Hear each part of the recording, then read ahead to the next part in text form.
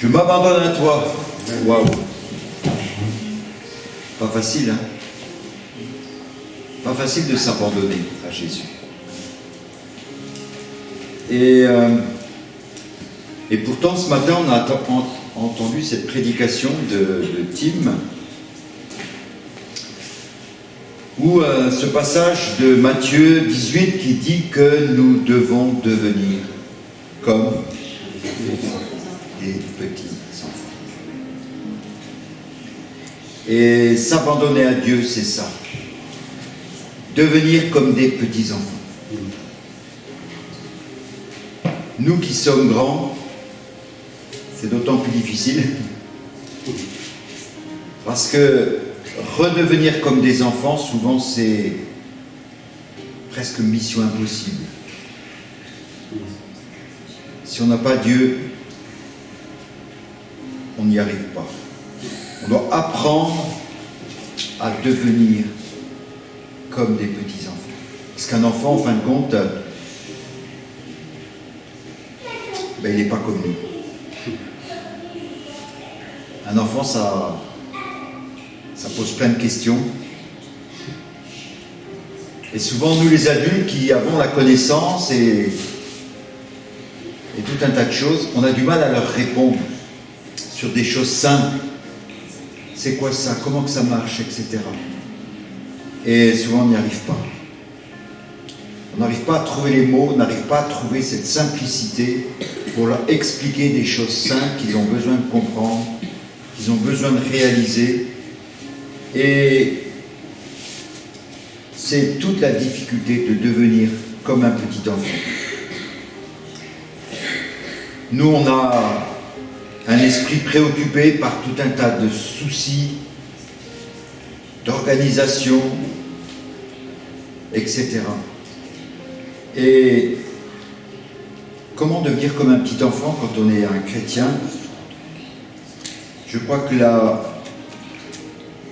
solution, c'est de donner la place à Jésus, la place qui lui revient, lui donner toute la place, parce que c'est ça qu'il veut en fin de compte.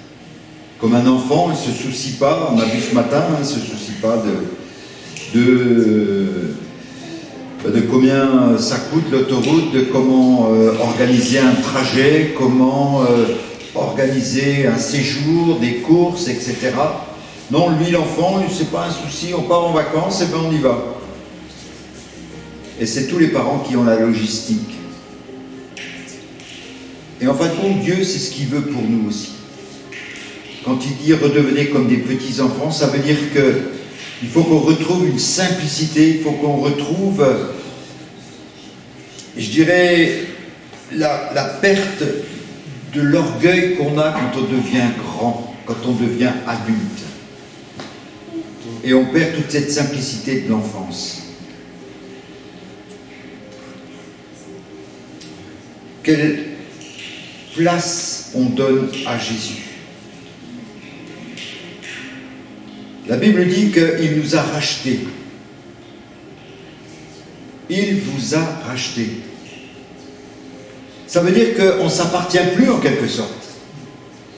Hein, si je rachète quelque chose, on était cet après-midi dans une, comment on appelle ça, une brocante, voilà. Et il y avait plein d'objets. Des objets qui ont appartenu à des gens, des objets qui ont toute une vie déjà, qui ont toute une histoire. Anne a vu un petit vélo là. Et le gars nous a expliqué, c'est un très vieux vélo, avec des roues pleines, avec des poignées en bois, une selle qui était encore en métal, etc.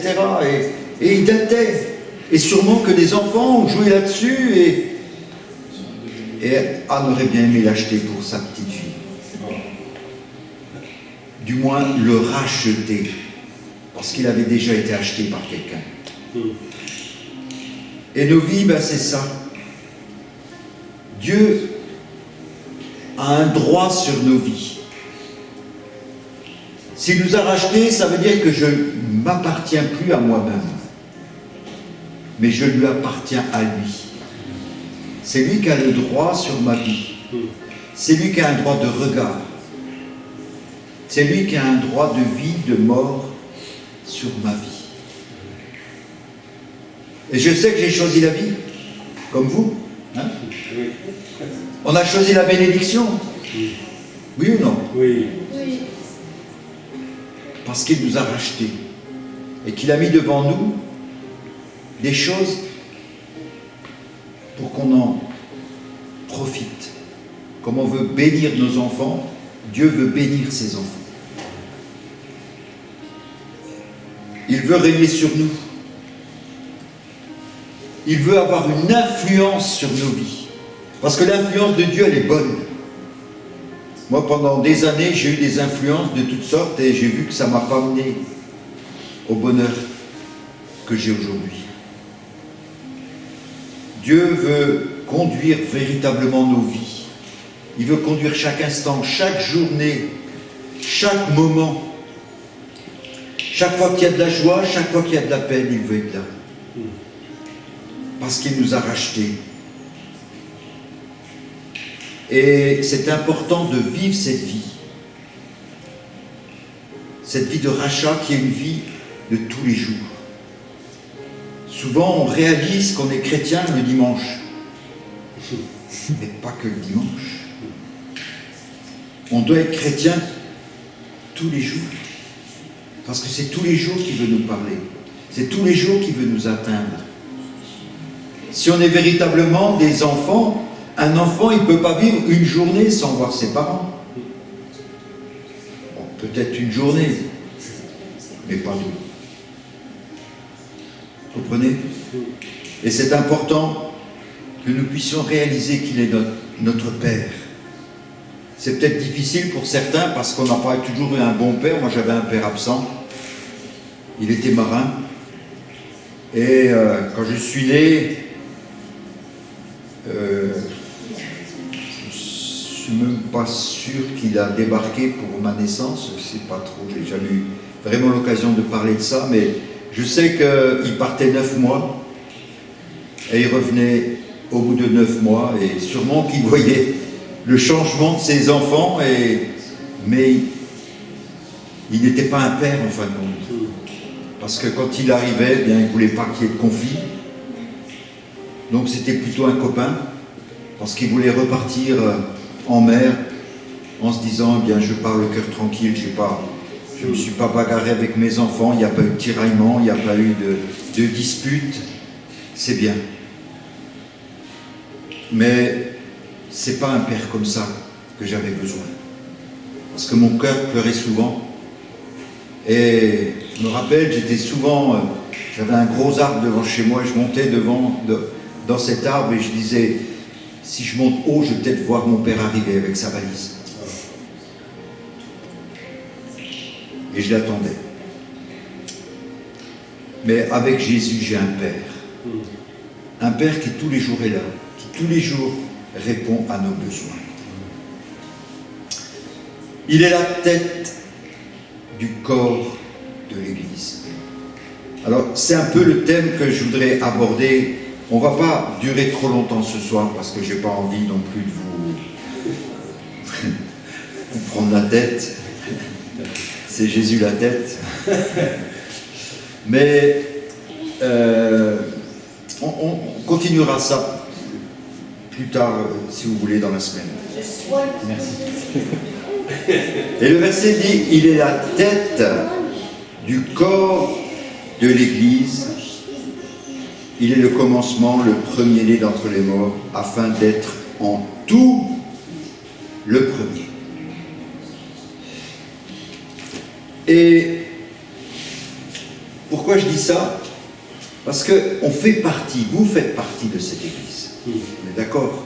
Il y en a de Dole, il y en a de Dijon, il y en a Vernet, Cardiff. I know Cardiff. This town, il y en a d'un peu partout, mais on est le corps. Hein? On est le corps de Christ. Quand on se baptise, on rentre et on fait partie du corps. Ouais? Oui. Il y a peut-être des gens qui ne sont pas encore engagés dans le baptême. Mhm. Ah. C'est une décision importante. Comme le mariage. Mais je vous garantis que vous ne regretterez pas. Moi, j'ai jamais regretté. C'était, après mon mariage, le moment le plus beau de ma vie, de m'engager avec Jésus. De rentrer et de faire partie du corps de Christ. Il y a quelque chose qui est là, qui nous unit. Hein, je ne sais pas, vous êtes à l'aise avec moi, là, ça va? Oui. On est là, t'écoutes. Pourquoi on est à l'aise? Parce qu'on fait partie du même corps. Oui. Il n'y a pas de... Vous savez, des fois, on a été visiter un hospice et on nous a montré une seringue, une grosse seringue pendant la guerre. Alors, dans cette seringue-là, c'était les infirmiers qui se servaient sur les champs de bataille de cette seringue. Et il y a en bas un robinet avec 2 sorties. Étonnant, hein?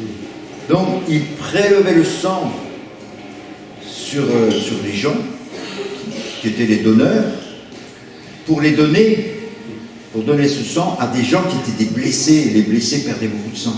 Alors, on prenait le sang dans cette seringue, on remplissait la seringue, on changeait le robinet de sens et on rappuyait sur la seringue et ça donnait le sang à quelqu'un qui était en train de mourir.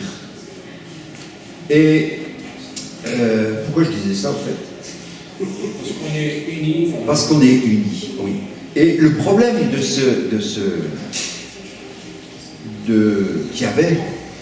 qui a été soulevé, c'est, oui, mais à l'époque, est-ce qu'on connaissait les groupes sanguins?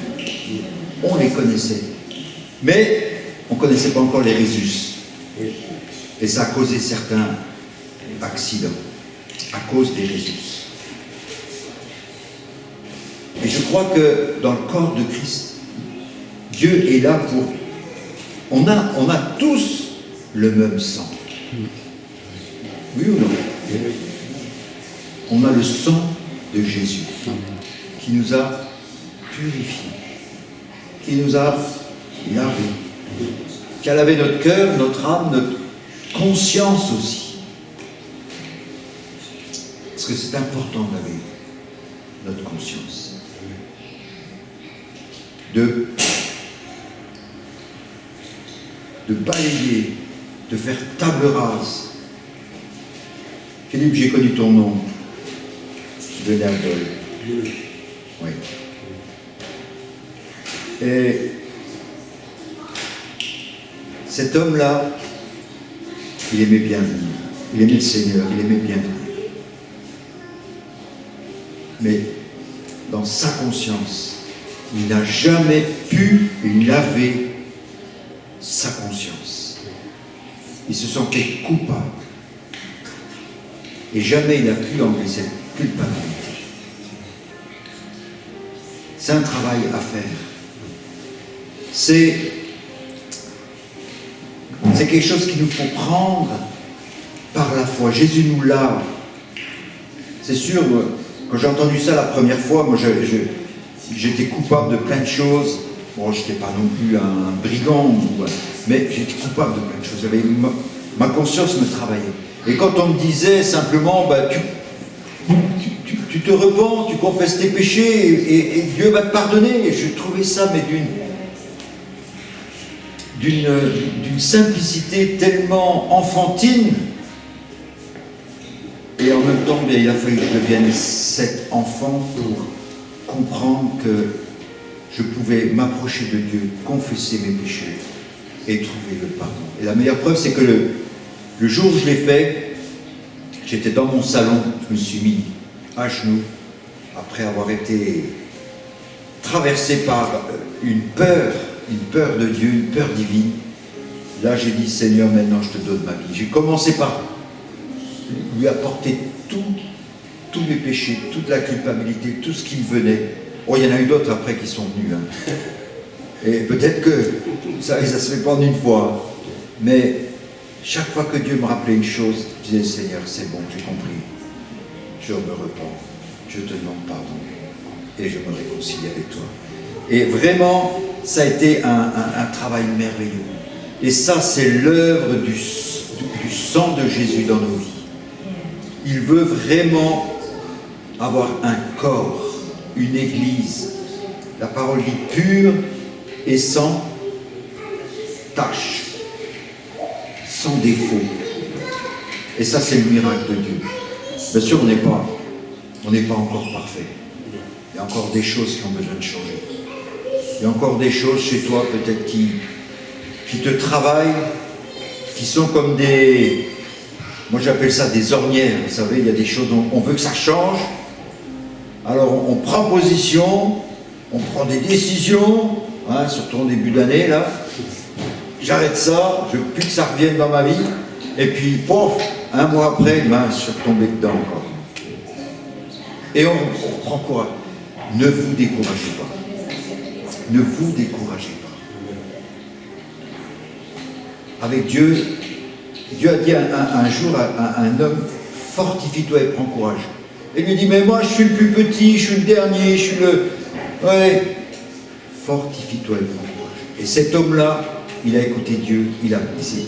Et Dieu lui a donné les forces. C'est pas lui qui avait ces forces-là. Elles étaient peut-être imaginaires dans sa tête, mais Dieu lui a amené à réaliser que les forces qu'il a peut-être rêvé, qu'il a peut-être imaginé avoir pour lutter contre l'ennemi, eh bien il les avait. Et le Seigneur l'a aidé, le Seigneur l'a fortifié. Et c'est devenu un vaillant héros. Et c'est ce que Dieu veut. Amen. L'église de Dieu, elle est une église imparfaite. Mais Dieu se sert de gens imparfaits. Moi, jamais j'aurais pensé être pasteur un jour. Mais je voulais servir Dieu. Peu importe la manière, peu importe la façon. Je voulais servir Dieu. Moi, j'étais prêt à tout. J'étais prêt à bricoler, à faire... Et un jour, Dieu m'a appelé, m'a dit, voilà, je te veux dans une ville. Et dans ces moments-là, là, on est coincé entre l'envie de servir et en même temps nos peurs, un peu comme Moïse, quand Dieu lui a dit, tu vas aller parler à Pharaon. Va avec la force que tu as. Va avec le courage que tu as. Ne laisse pas l'ennemi prendre du terrain sur ta vie. Ne te décourage pas. Vous savez, plusieurs fois, la parole de Dieu parle de ce potier qui met la terre sur le tout. Il essaie de faire un vase, ça ne lui plaît pas. Il casse tout et il refait. Et il refait. Et je crois que le corps de Christ, c'est ça aussi. L'Église, elle est imparfaite. Moi, je ne connais pas d'Église parfaite. Même si peut-être il y a des pasteurs qui prétendent avoir une bonne Église, super Église. Moi, j'ai quelques années de ministère maintenant, et je me rends compte qu'une Église, c'est quelque chose de fragile. C'est quelque chose qui a besoin vraiment de reconnaître que sans Dieu, elle ne peut rien faire. Comme vous d'ailleurs. Amen. Amen. Et on fait partie de cette Église. On est l'épouse. Waouh! L'épouse de Christ. Cette épouse que Dieu aime. Cette épouse qu'il attend. Cette épouse qu'il veut rejoindre. Cette épouse avec laquelle il veut vraiment faire un mariage. Il a tout mis sous ses pieds. C'est qui il déjà? C'est Dieu, c'est le Père. Il a tout mis sous ses pieds. C'est les pieds de qui? De Jésus. Il a tout mis sous ses pieds. Et il l'a donné pour chef suprême de l'Église, qui est son corps, la plénitude de celui qui remplit tout en tous. Amen. Donc, on voit que la fonction de Jésus, c'est quoi? C'est quoi la fonction de Jésus? Il dit quoi? Il est le chef suprême. Chef suprême. Vous savez ce que c'est un chef suprême? Un chef, on sait, hein, tous dans le travail, on a eu des chefs, mais le chef suprême, c'est qu'il n'y a personne au-dessus de lui. Et il est le chef suprême de l'Église. Et l'Église est son corps. Ça veut dire que il est la tête. Ok? Vous me suivez? Tu es dubitative. Non, ça va. Et nous sommes son corps. Et on est, nous, en tant qu'individu, en tant que personne, on est constitué comme ça aussi. On a une tête, on a un corps. Ok? Qui commande mon corps? C'est la tête. C'est ma tête. C'est ma tête qui me fait bouger, me lever le matin, gesticuler, etc. C'est ma tête. Et mon corps obéit à ce que ma tête veut, demande. Ok? Et nous, c'est pareil. Vous savez, quand on se demande, mais quelle place je dois donner à Jésus? Il doit être ma tête. Moi, je suis simplement le corps. Il doit conduire toute chose. La tête, elle dirige. La tête, elle coordonne les choses. La tête, elle pense. Mon corps, il ne pense pas. Hein, si jamais on me pique ou on me fait mal, je vais, mes nerfs vont réagir, mais c'est pas ma tête.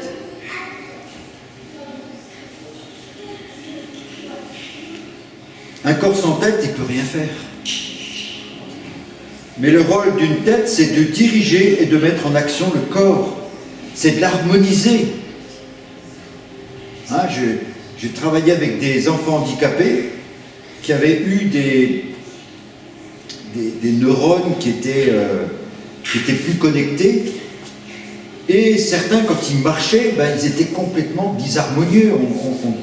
On aurait dit des pantins. Pourquoi? Parce que même leur tête n'arrivait pas à diriger le corps. Et ce passage nous démontre que Jésus a reçu un pouvoir infini. Il est chef suprême. Et ce pouvoir, c'est ce rôle de mettre en action tout le corps. Il est dit au verset 20, il l'a déployé en Christ en le ressuscitant des morts et en le faisant asseoir à sa droite dans les lieux célestes, au-dessus de toute domination, de toute autorité, de toute puissance, de toute dignité et de tout nom qui peut être nommé, non seulement dans ce siècle présent, mais encore dans le siècle à venir. Waouh! Vous vous rendez compte de l'autorité que Dieu a donnée à Jésus en le ressuscitant? Amen. C'est quelque chose d'impensable. Personne ne peut revendiquer une autorité devant Jésus. Personne. Aucun nom, aucun président, aucun chef suprême sur cette terre, autoproclamé chef suprême, ne peut revendiquer quelque chose devant Jésus. Et pourtant, parfois, nous, c'est ce qu'on fait. On ne le laisse pas diriger. On ne laisse pas organiser. On ne laisse pas prendre l'ascendant sur nos vies, sur nos actions, etc., sur nos pensées, sur nos manières d'agir. Et c'est là la question qu'on doit se poser, quelle place je donne à ce chef suprême? Si Dieu le Père lui a donné cette autorité, de quel droit, moi, je dois lui enlever son autorité sur ma vie?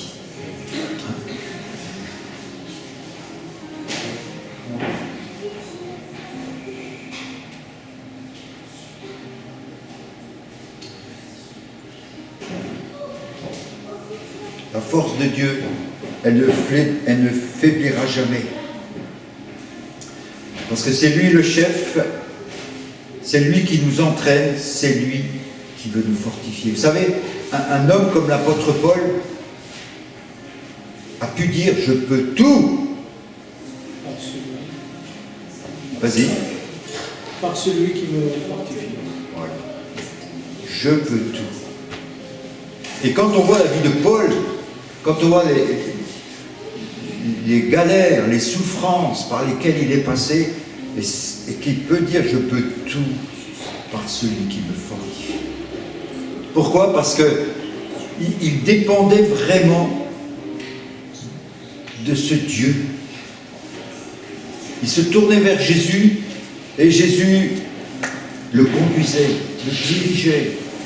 Il avait à cœur, oh j'ai à cœur d'aller évangéliser cette contrée. Et on voit dans un passage, il est dit, on a voulu y aller, mais les portes se sont fermées. Le Saint-Esprit nous a empêchés d'aller.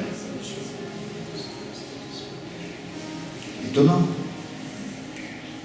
Et pourtant, lui, il avait à cœur de le faire. On sait que c'était un évangéliste, on sait que c'était quelqu'un qui était prêt à aller au péril de sa vie. Mais il était fortifié par Dieu. Vous savez, dernièrement, il y a un passage qui m'a étonné justement sur cette conduite que Dieu veut donner à nos vies, comme il a donné cette conduite à Jésus avant qu'il ait cette autorité, avant qu'il ait ce pouvoir. Ce pouvoir, il a eu après la résurrection. Ce chef suprême, il est maintenant chef suprême parce qu'il est ressuscité. Mais avant, est-ce qu'il était chef suprême? Oui. Il dit, je ne fais rien de moi-même. Mais tout ce que je fais, c'est le Père qui me montre. Et il y a un passage qui m'a étonné, c'est, vous connaissez le passage à la piscine de Bethesda. Hein, c'était un lieu assez étonnant, où il est dit qu'il y avait des malades qui étaient là en grand nombre. Pourquoi? Parce que ils attendaient qu'un ange vienne remuer l'eau. Et sitôt qu'un ange venait remuer l'eau, le premier qui se jetait dans l'eau était guéri. Mystérieux ça, hein, ça. Il y a des choses qu'il faudra poser à Dieu, hein, là-haut. Et puis, un jour, Jésus va là-bas, et il voit un gars, paralytique, depuis des années. Il était dans ce lieu aussi, et il attendait. Il attendait lui aussi. Mais il dit, personne ne m'a aidé. Personne. Et Jésus vient, il lui parle, il le guérit. Et qu'est-ce qui se passe après? Rien. Il le guérit, il repart, et les autres, on connaît la compassion de Jésus. La parole de Dieu dit qu'il allait de lieu en lieu, faisant du bien et guérissant tous ceux qui étaient malades, sous l'emprise du malade. Il était connu comme ça, Jésus. Et là, il va dans un lieu où il y a des malades entassés en grand nombre, et il repart de ce lieu en n'ayant guéri que un seul malade. Pourquoi il a fait ça?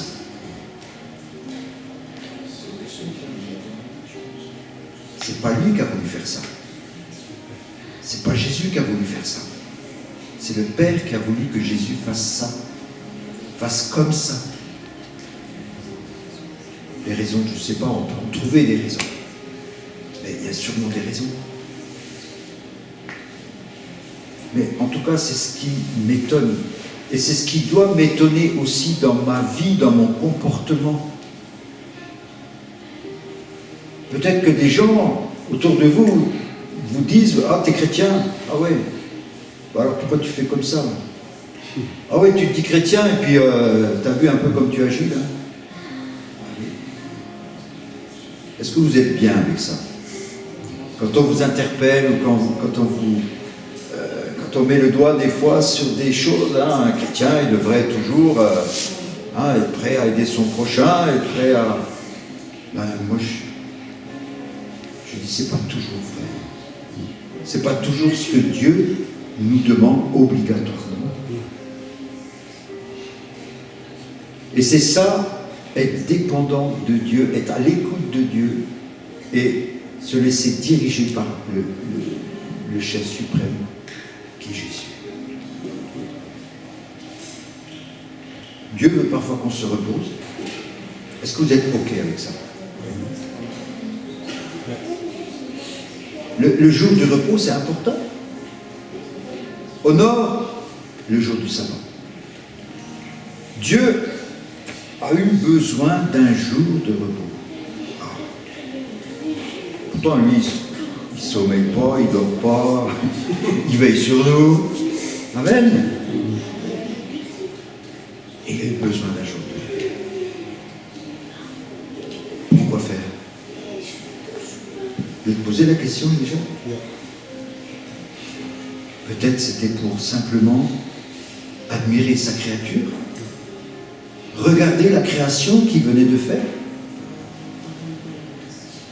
Hein? Et aussi attendre qu'on le remercie.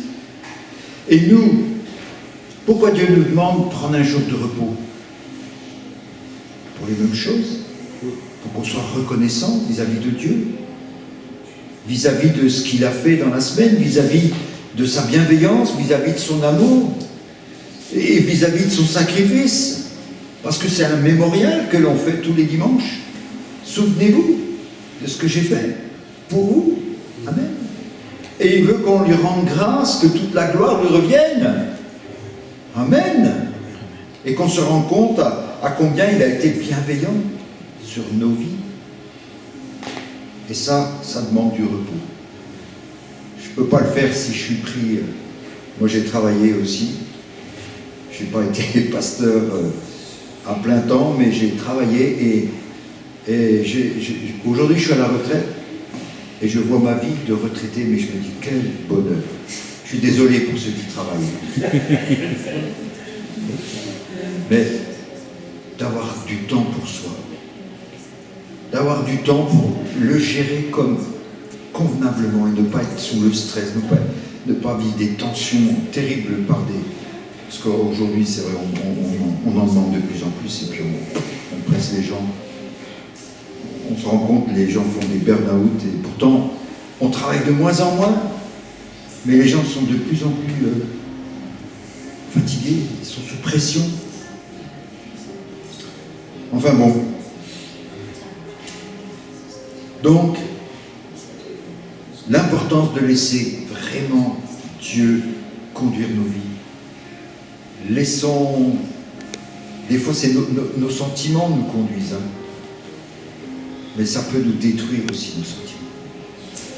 La Bible dit que l'homme spirituel est conduit par l'Esprit de Dieu. Amen. On vit par l'Esprit de Dieu. C'est lui qui nous conduit. Souvent, on s'appuie sur sa force.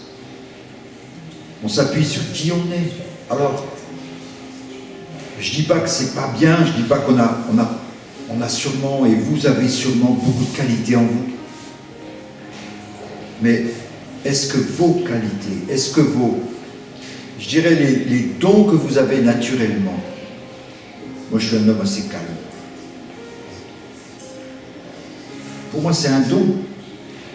Mais en même temps, je sais que ce don-là, si je ne l'avais pas passé et épuré par Dieu, je pense qu'aujourd'hui, je pèterais des câbles.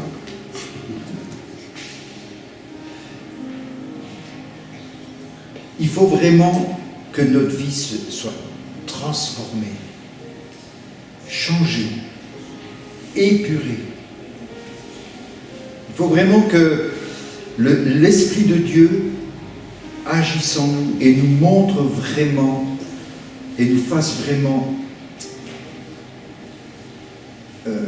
mûrir les fruits que lui veut vous donner. Et il faut du temps. Vous savez, on a besoin de changer. Vous avez besoin de changer. Et je crois que dans notre vie de chrétien, je ne vais pas vous décourager peut-être à ceux qui sont nouveaux, mais on a tout le temps besoin de changer. Et il faut se laisser transformer, prendre conscience que bien souvent on s'appuie trop sur nos capacités personnelles, alors que Dieu lui veut nous donner les bons fruits pour qu'on les utilise et qu'on les mette à son service. Jésus veut nous donner un esprit de sagesse, un esprit de révélation. Il veut nous faire connaître vraiment ce qu'il est et surtout ce qu'il attend de nous. Il veut nous donner sa force pour accomplir cet appel-là. Il est dit, je crois que c'est au verset 18 de Éphésiens 1, qu'il illumine les yeux de votre cœur pour que vous sachiez quelle est l'espérance qui s'attache à son appel. Waouh! Vous avez été appelés, ok. Mais est-ce que vous savez quelle espérance vous avez vraiment? Qu'est-ce qu'il attend de vous? Qu'est-ce qu'il espère de vous? Et quelle est véritablement votre espérance? Amen. Et il est dit, quelle est la richesse de la gloire de son héritage qu'il réserve aux saints? Quelle est la richesse de sa gloire? Êtes-vous riche?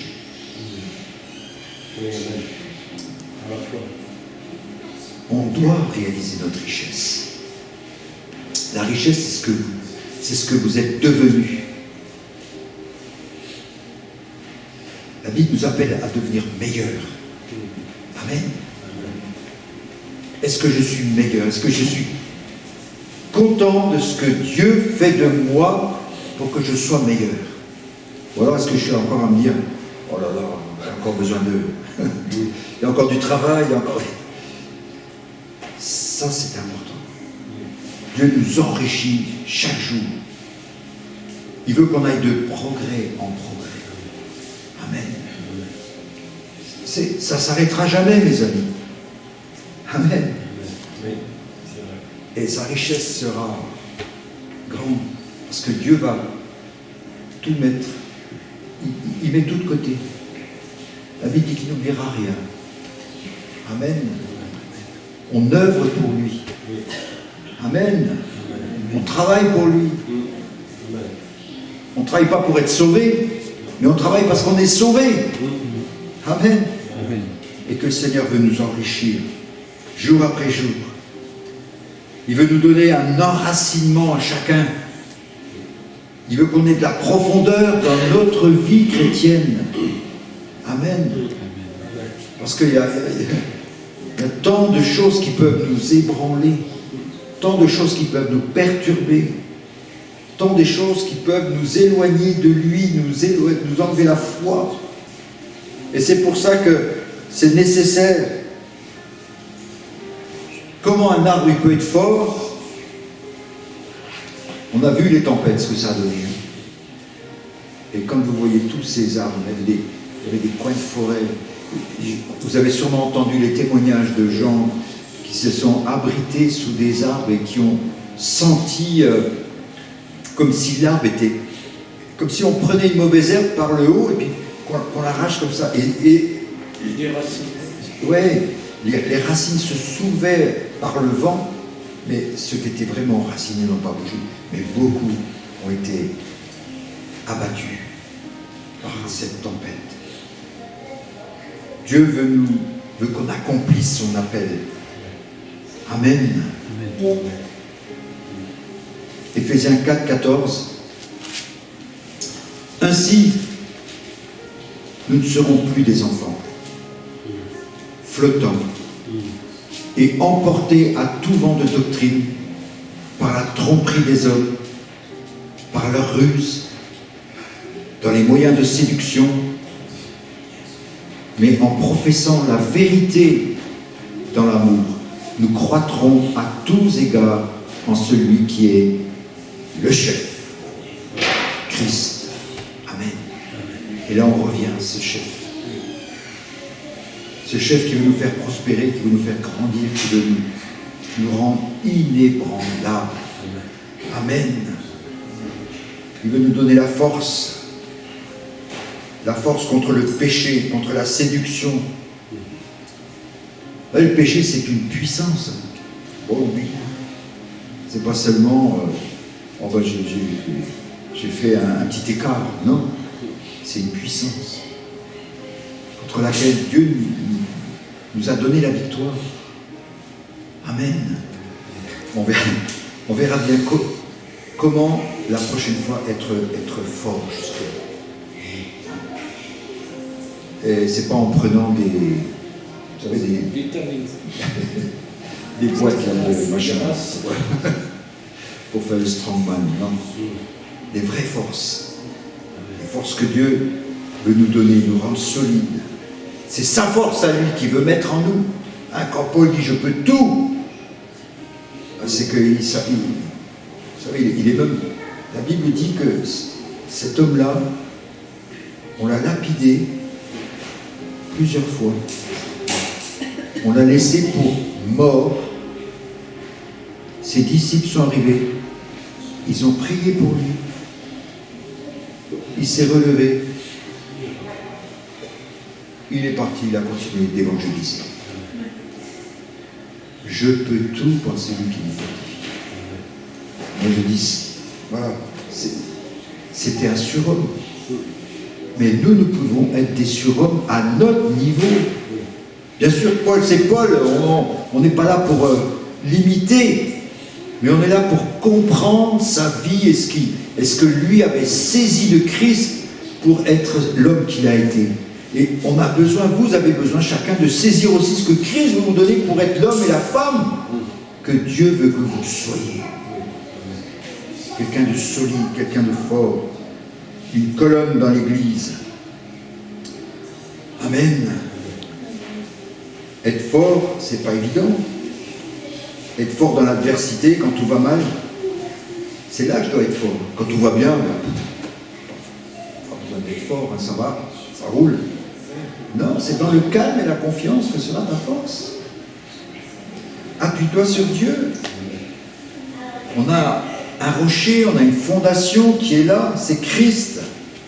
C'est Christ et c'est notre attachement à lui qui fera notre force. Amen. La fermeté de ton cœur, la force de caractère, le zèle, l'ardeur, tout ça c'est des choses que Dieu veut te donner pour aller de l'avant. Fortifie-toi, prends courage. Il y a un verset, j'aime beaucoup ce verset, c'est ce que ton Dieu t'ordonne. Et c'est un ordre. c'est que tu sois fort. C'est beau, hein? Parce que si Dieu ordonne quelque chose, ben, c'est pas un ordre qu'on n'arrivera pas à accomplir. C'est pas un ordre qu'on ne pourra pas réaliser. S'il nous donne un ordre, c'est qu'on peut vraiment devenir ce qu'il attend de nous. Amen. Et je crois que à l'heure d'aujourd'hui, avec ce qu'on vit, avec l'actualité, avec, je dirais, un peu la déchéance de notre monde, être fort, c'est quelque chose qui est indispensable sur cette terre. On voit beaucoup de films, des super-héros, et ça marche. Parce qu'aujourd'hui, les gens, ils ont besoin de voir des gens forts. Et c'est ça qui attire. Et si vous êtes forts, ben vous serez les super-héros de Dieu. Amen. Et c'est vous qui allez attirer les gens. Par votre foi. Je puis tout par celui qui me fortifie. Par votre audace. Et vous savez, moi, la première fois que j'ai entendu des chrétiens qui m'ont témoigné, et pourtant je connaissais plein de choses, j'avais fait de la psychologie, mais j'ai entendu des gens me parler, qui étaient des gens de la rue, des gens comme moi, qui étaient des drogués, des anciens drogués, des buveurs, ils ont fait la fête, ils n'avaient pas fait d'école, pas de diplôme, rien du tout, mais quand je les ai entendus parler de Jésus, parler de l'amour de Jésus, avec autorité, avec assurance, moi j'ai dit dans mon cœur, Seigneur, moi je veux ce qu'ils ont. Parce que ces gens-là, ils ont trouvé quelque chose que moi je n'ai pas encore trouvé. Et que je veux trouver. Et alléluia, j'ai trouvé. Mais c'est ça les forces de Dieu. Amen. Il y avait un homme qui s'appelait Mitterrand, on l'appelait la force tranquille.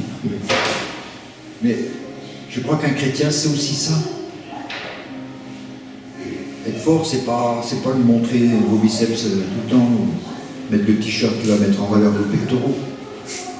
On peut, mais surtout soyez des témoins. Amen. Soyez des témoins. Aimez Jésus.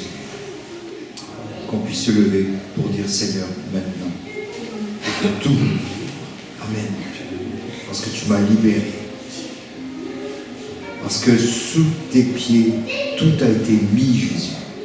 Et maintenant, si je suis fort, c'est parce que tu es avec moi. Amen.